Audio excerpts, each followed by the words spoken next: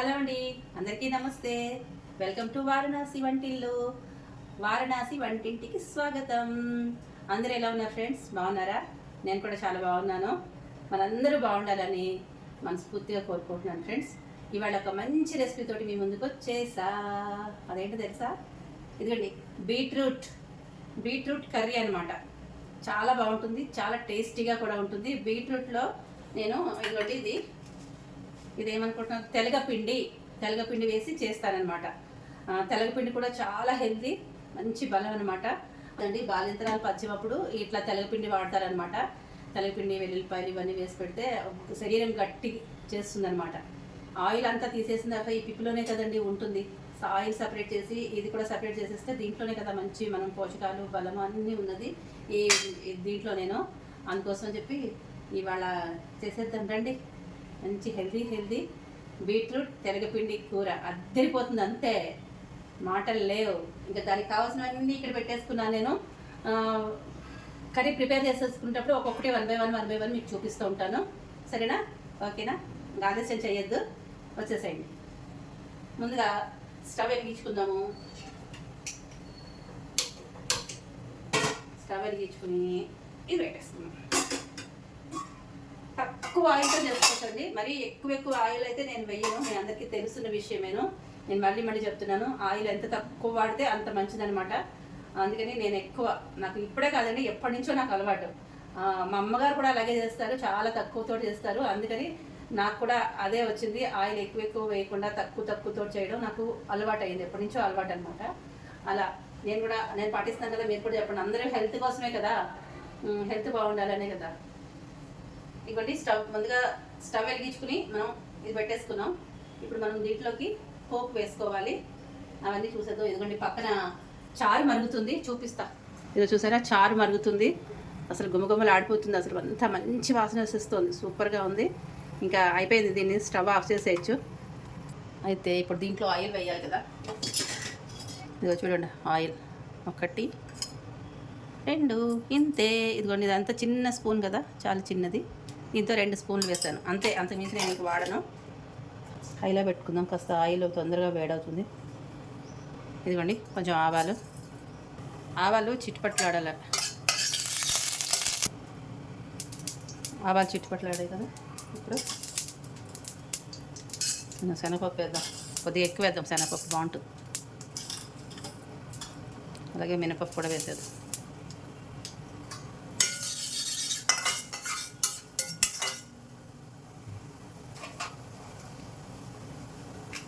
రెండు ఎండుమిరపకాయలు, ఇవన్నీ కొంచెం జీలకర్ర,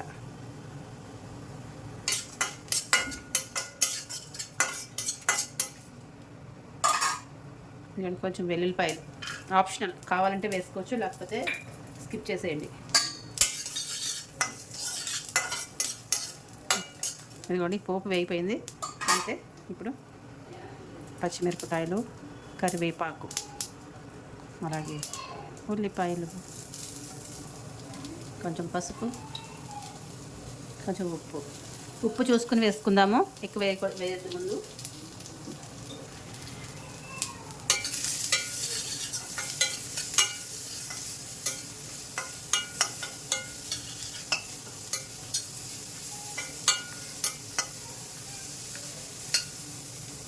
ఇలా మగ్గుతూ ఉంటుంది, కొద్దిగా సేపు మూత పెడదాము. ఉప్పు వేసాం కదా, ఆ ఉప్పుకి మగ్గుతుంది అనమాట. తడి అవుతుంది కదా, కొంచెం వాటర్ వస్తుంది. ఆ వాటర్ తోటి ఉల్లిపాయలు కొంచెం మగ్గుతాయి. అయితే ఇప్పుడు ఈ బీట్రూట్ అనేది ఏంటంటే, నేను ముందేను ఉడికించుకుని పెట్టుకున్నాను అనమాట. కుక్కర్లో బీట్రూట్ పడంగా పెట్టేసి పైకి చల్లారిన తర్వాత పొట్టు తీసేసి, ఆ పొట్టు తీసిన తర్వాత ఇలా ముక్కలు కింద కట్ చేసుకున్నాను. చాలా ఈజీగా చేసేసుకోవచ్చు అట్లా అయితే కనుక. కట్ చేసుకోవడానికి ఇబ్బంది ఉండదు. ఇలా చిన్న ముక్కల కింద కట్ చేసుకున్నాను. తురుముకునేవాడు తురిమేసుకోండి. కట్ చేసి పక్కన పెట్టుకున్నాను. 2 నిమిషాలు మగ్గిన తర్వాత తీసేద్దాం. కొబ్బరి,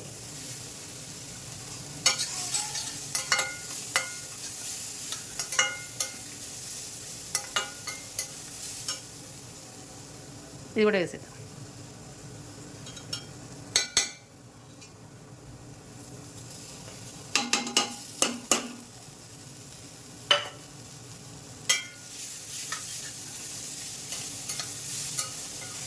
ఇలా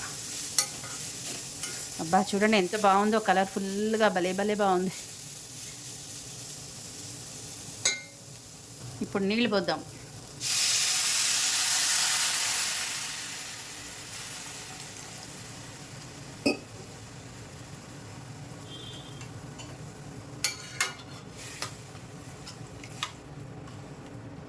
ఇప్పుడు టేస్ట్ చేద్దామండి, ఎందుకంటే సాల్ట్ సరిపోయిందో లేదో చూసుకుందాము. సాల్ట్ కనుక సరిపోకపోతే కొంచెం ఇప్పుడు యాడ్ చేసేసుకుందాం. ఓకేనా?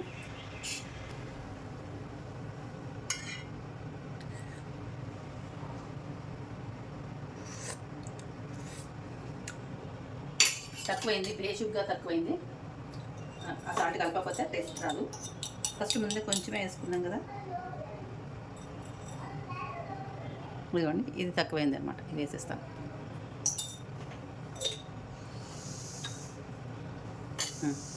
అంతే, ఇది కలుపుదాం. ఒక్క బాయిల్ రావాలి.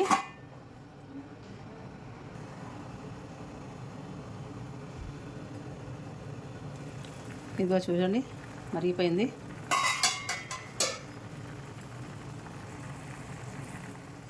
ఇప్పుడు ఇది వేసేద్దాం, ఇందులోని మరిగిపోతుంది కదా.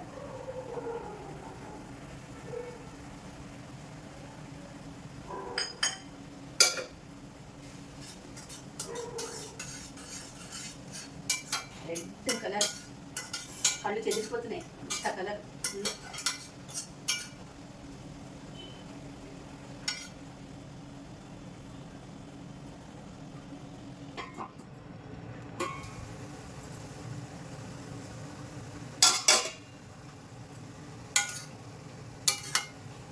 చూసారా, నీళ్ళన్నీ ఎగిరిపోయినాయి మొత్తం అన్నీ.